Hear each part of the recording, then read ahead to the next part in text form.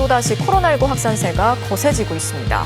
더 조심할 수밖에 없는 요인들은 그나마 있던 바깥 활동마저 거의 끊긴 상태입니다. 취업난에 코로나19 사태까지 겹쳐 극단적 선택을 하는 청년이 늘고 있다고 하는데요. 이게 아이들 언어나 실체 발달에 안 좋은 영향을 준다는 조사 결과가 나왔습니다. 안녕하세요. 저는 영등포구에서 마을지원 활동가로 활동하고 있는 정소임입니다. 코로나19가 발생한 지 2년이 되어가고 있습니다. 저는 코로나19가 이렇게 오랫동안 존재하고 있을 것이라고 생각도 못했어요.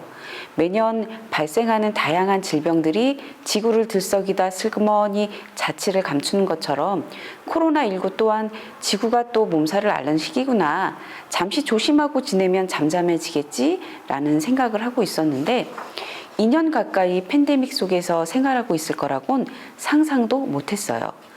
팬데믹 상황의 많은 제약 속에서 내가 소소하게 지내던 일상생활들이 얼마나 소중한 시간들이었는지 깨닫게 됩니다. 회사 생활에서는 아무래도 저녁이 있는 삶으로 바뀌다 보니까 가족과 함께 있는 시간이 늘어서 가족 간의 사랑이 좀 돈독해진 것 같고요.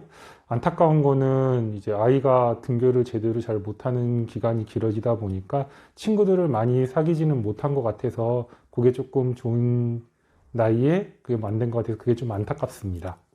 장애인 당사자분들이 장애인 복지관을 통해서 그분들이 즐겨하는 문화여가 활동이라든지 기타 자립을 위한 활동들이 많이 진행되고 있었는데 그런 것들이 이제 지원되지 못하고 있다 보니 가정 내에서 이제 무기력감, 우울감 이런 것들로 인해서 가정 내에서도 좀 불화가 발생되는 경우도 있고 그리고 그걸로 인해서 본인들도 뭔가 재활에 대한 의지, 자립에 대한 의지들이 좀 약화되는 부분들이 있었던 것 같습니다.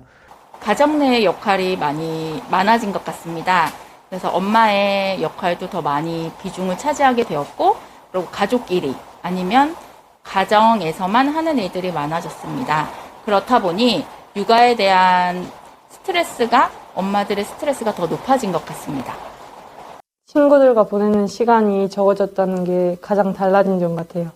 그래서 작년 같은 경우에는 갑자기 집에서 혼자 보내는 시간이 많아지다 보니 다른 때보다 무기력해지고 조금 우울해진다고 느꼈었는데 그래도 나름 올해는 적응을 해서 집에서 혼자 할 수 있는 취미 활동도 만들고 간간히 SNS를 통해 친구들과 연락을 나누며 그렇게 코로나 시기를 이겨내고 있습니다. 아무래도 일단 마스크를 일상에서 계속 쓰고 생활을 하니까 사람을 만나도 좀 이렇게 나 때문에 혹시나 전염이 될까 뭐 이런 생각 때문에 더 긴장하게 되고 또 사람의 얼굴을 이렇게 제대로 볼 수 있는 게 아니니까 그런 게 제일 어려운 것 같아요. 모두들 코로나19에는 예외가 없는 것 같아요. 그 중에서도 이러한 재난 상황은 사회적 약자들에게 한없이 가혹한 것 같습니다.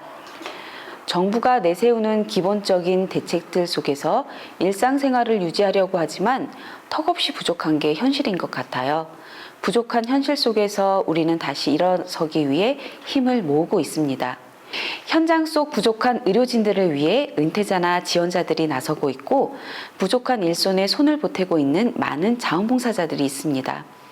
어려운 시기에 항상 나보다는 남을 먼저 생각하는 우리들은 마을에 소외된 이웃들을 외면하지 않고 있지요. 만남이 어려워도 온라인을 통해 안부를 묻고 함께 관심 있는 분야에 대해 이야기도 나누며 만남을 지속하고 있어요. 돌봄의 공백으로 힘들어하는 이웃들이 모여 마을과 결합하여 만든 마을 공동체 안에서 돌봄의 어려움을 헤쳐나가고 있습니다. 재난 상황 속에서 가장 취약한 독거 어르신들 또한 이웃들이 함께 관심을 가지고 찾아가고 있어요.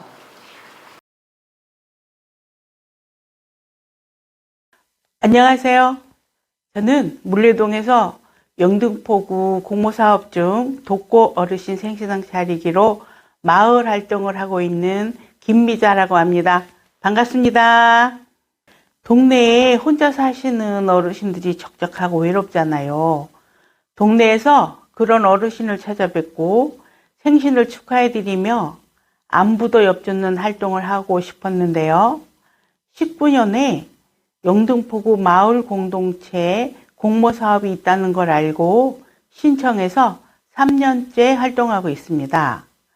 15명 정도의 주민들이 함께 활동하고 있고 올해는 약 50명 정도의 어르신들을 찾아뵌 것 같습니다. 안녕하세요. 대림일동 교육복지분과장 신우철입니다. 대림일동 교육복지분과에서는 홀로 사시는 어르신들이 갑자기 아프실 때 도움이 되도록 체온계, 파스 등 비상약품과 쉽게 위급사항 시 볼 수 있는 자석 연락망을 배포, 코로나 상황에 홀로 사시는 어르신들 도움이 되시도록 활동 취지입니다.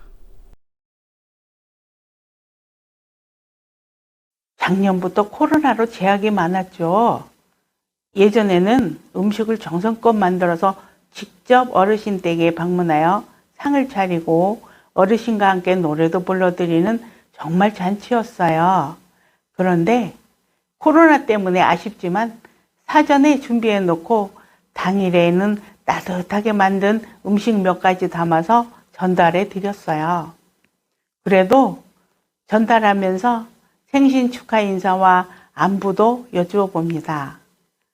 활동하면서 처음 생신상 받았다고 우시는 분도 계시고 정성 어린 생신상 차림이 고맙다며 행복해 하시는 분들이 많아서 보람이 있었어요.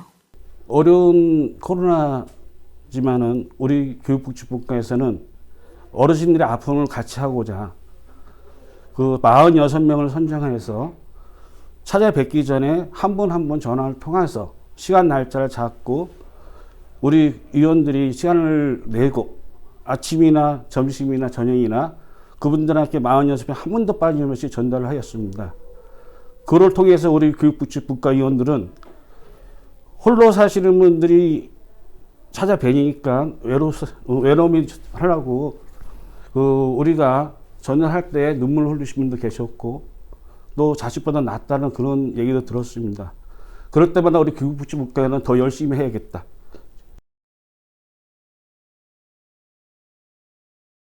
공모사업 외에도 자원봉사센터와 주민자치회 등에서도 마을 활동을 많이 하고 있어서 다양한 자원을 연결하고 있어요. 그럼에도 어르신 중에 도움이 필요한 분인데도 놓치는 경우가 있더라고요.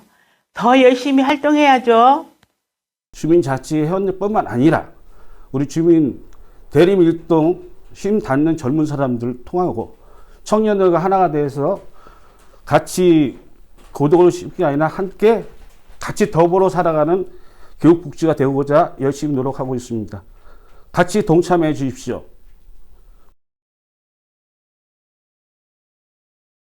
저는 물레동 하면 달동네가 생각나요.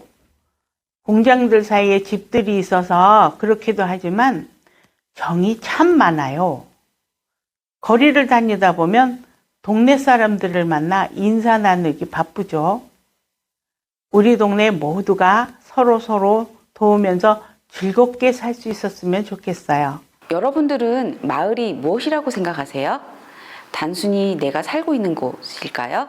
나와 이웃이 함께 사는 곳이라고 말할 수 있습니다. 서로 돌보고 삶을 풍요롭게 할 수 있는 이웃과의 관계를 말합니다. 마을에서 우리는 마을 공동체를 통해 더욱 친밀한 관계망을 형성할 수 있어요. 코로나19라는 재난 생활 속에서 더욱 중요해진 마을의 이웃관계. 개인이 모여 이웃이 되고 이웃이 모여 마을을 이룬 곳.